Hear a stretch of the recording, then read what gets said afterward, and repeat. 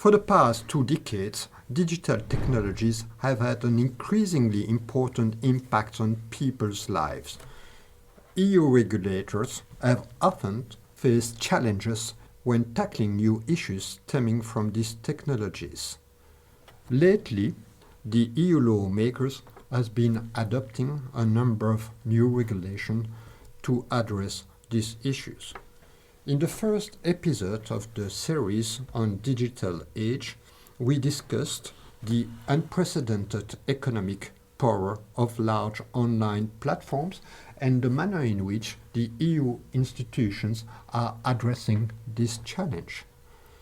From there, the second episode of the series discusses the evolution of social media and the attempts at EU level in regulating them, in particular with respect to protection of children. It's my pleasure to welcome again Sébastien Fassiaux, who is lecturer at the Law School of Esade in Barcelona. Social media has become such a normal part of our everyday life. It's so easy to forget how recent it is. How should we think about the last 20 years of social media? Well, in many ways, it has been a massive social experiment. No? These social media platforms have basically transformed how we communicate, how we consume information, but also how we participate in public life. The problem is that over time, concerns have grown around some issues, for example, misinformation, especially during the COVID pandemic, for instance, but also polarization. We see it during every electoral campaign, but also on a daily basis. And then online abuse of many sorts. Children are particularly affected, but not only them. Bluntly speaking, there are positive and negative sides. You just mentioned misinformation, polarization, online abuse. Should I worry? Well, it depends, but at least we can ask ourselves some questions around the business models of those social media companies that evolve around advertising revenues. No, their goal is indeed to capture and retain the attention of their users for as long as possible, and this is basically why many of them have become so addictive. If I understand you correctly, Sébastien Fassiaux, the business of business is to make business. All in all, these problems have been visible for years. Why was it so difficult to regulate these services, be it at national level, be it at an EU level?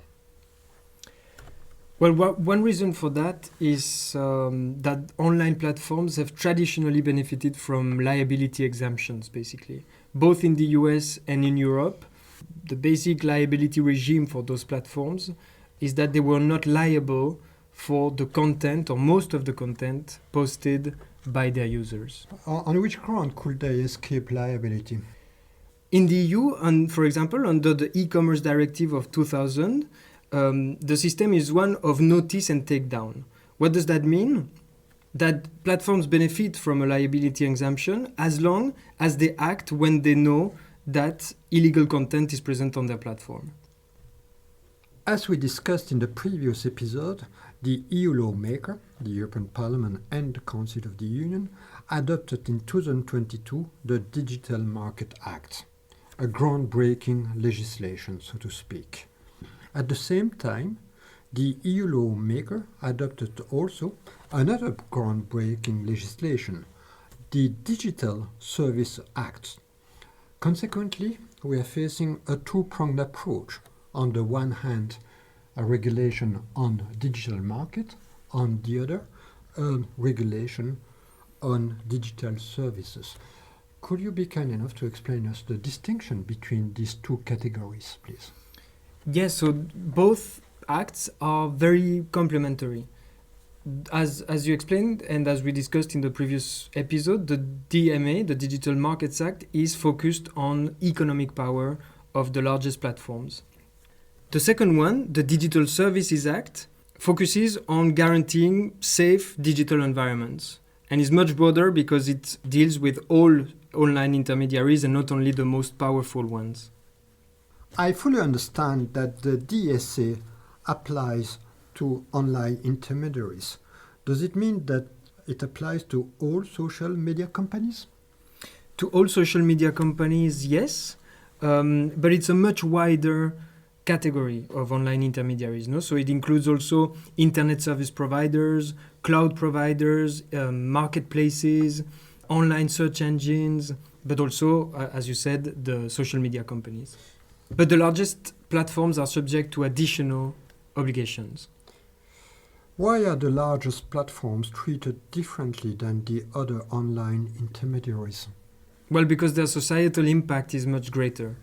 A platform with hundreds of millions of users, or sometimes billions of users, can influence public debate, elections, and consumer behaviors in ways that smaller platforms or services simply cannot. So these undertakings present a risk. Yes, exactly. Which social media companies fall into that category? It's basically the usual suspects, no? Like Facebook, Instagram, TikTok, but also LinkedIn, Snapchat, and X. They've all been designated as very large online platforms by the European Commission under the DSA because of their scale in the European Union. You just have been mentioning the European Commission, the executive of the EU. Does it mean that that institution is in charge of the enforcement of the regulation? Here, the enforcement is shared between the European Commission and the national authorities. National authorities actually play a very important role to regulate all online platforms and intermediaries, whereas the European Commission controls the very large online platforms. You mentioned time and again that these services are likely to impinge upon public health protection, consumer protection, fundamental rights, and even elections. The DSA often refers to systemic risks. What do these terms exactly mean? Systemic risks are harms that affect society as a whole rather than just individual users. Can you give me examples, please? For instance, the spread of illegal content, disinformation during elections, threats to public health, risks to children, and we will talk about that, or in general negative impacts on fundamental rights such as freedom of expression and privacy. Quite a serious business, so to speak. Very serious, yes, but the DSA imposes important due diligence obligations on these very large online platforms. What does that mean? That they need to be aware of these systemic risks, they need to report on them, and they need to take reasonable measures to reduce them. Thank you very much indeed. Can you give me a concrete illustration of the practical implications of these obligations? Well, imagine a platform discovers that its recommendation systems or algorithms systematically promote harmful content on their platforms because it generates more engagement. Under the DSA, the platform may be expected to modify the design of that system if it creates significant societal risks.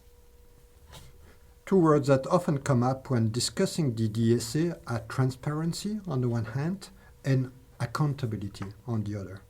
Why are they so important? Because for years, these platforms have made very important decisions essentially behind closed doors.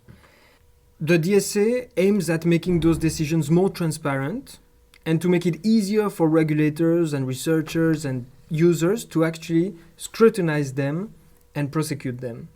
It's an issue of transparency, in other words. Absolutely. Can you give me some examples? For instance, platforms must explain certain content moderation decisions. They must publish transparency reports periodically, and they must provide information on how their systems operate. The largest platforms must also maintain public advertising repositories. So far we discussed transparency obligations. That being said, are there any outright prohibitions whatsoever? Yes. So for example, the DSA prohibits targeted advertising based on profiling when the recipient is a child. And the DSA also restricts certain manipulative design practices, which we often call dark patterns. What does it mean? When they design their user interfaces, platforms often try to influence users into making certain decisions. The DSA now prohibits those manipulative designs. The DSA regulation was already adopted in 2022. Did it make any difference ever since? So the regulation entered into force or into application in February 2024. And since then, it has significantly increased regulatory scrutiny of major platforms. The European Commission has opened many investigations. And so far what we can see is that it clearly focuses on child protection, child safety. It occurs to me that TikTok, the Chinese platform, is under scrutiny. What is the Commission investigating? The Commission is investigating TikTok's algorithms, and especially it fears that its algorithms might be addictive, especially for children. This shows also that the DSA is not only concerned with the content present on these platforms, but also about their design. Accordingly, the DSA is a very living instrument. Absolutely. Freedom of expression is a fundamental freedom. It is protected at different levels, from constitutional law to international law. Regulating online speech may restrict that freedom. How does the DSA tackle this issue? Actually, the DSA does not regulate speech per se. The regulation simply requires that platforms remove illegal speech, speech that would have been illegal also offline. Does it mean that the DSA does not entail censorship whatsoever? The DSA does not entail censorship. It just tries to ensure that the moderation decisions of platforms remain transparent. And actually, the regulation also explicitly avoids imposing a general duty for platforms to monitor everything that their users post. Accordingly, there is no general obligation to monitor all content that users post. Well, we are aware of the existence of sexual predators, and they intervene online. One area where governments seem increasingly willing to intervene is child safety online. Absolutely. This is why lawmakers from around the world are adopting legislation to protect children online. In December 2025, the Australian lawmaker decided to ban the use of social media by minors under 16. Australia attracted, therefore, global attention. Has the Australian legislation an impact upon European politics? There is a clear domino effect here.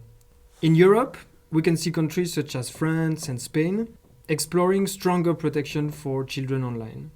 Those include measures related to age verification, but also to the mere access of certain social media platforms. I imagine that decision makers disagree on the relevance of these measures. Exactly. And the central question is what should be regulated. And here there are lots of debates also in the scientific community. The question is whether we should prohibit access altogether, or should we require age verification throughout digital services? If so, in what form? And also at what age? Or should we focus instead on changing the design of these platforms and reducing their harmful features? Is the picture so black and white? Well, these measures are not mutually exclusive. I think they're quite complementary. It seems to me that Europe is not alone in exploring these questions. Countries of the Indo-Pacific regions, China, Indonesia, New Zealand, are proposing or have been adopting measures aiming at restricting the risk that digital platforms may pose to children. Absolutely, it's not only Europe. Before the enactment of the regulation in 2022, there was a legal void. Does the DSA reflect a fundamental shift in digital regulation? It does indeed. And the focus is no longer only on what users post online, but also on the role of these online platforms, how they are designed, how they operate, and also how they are held accountable for the risks that they create. Thank you very much indeed, Sébastien Fassiaux, for intervening in this series of podcasts dedicated to the digital age. This series is funded by the EU Agencies for Education. Thanks a lot for inviting me.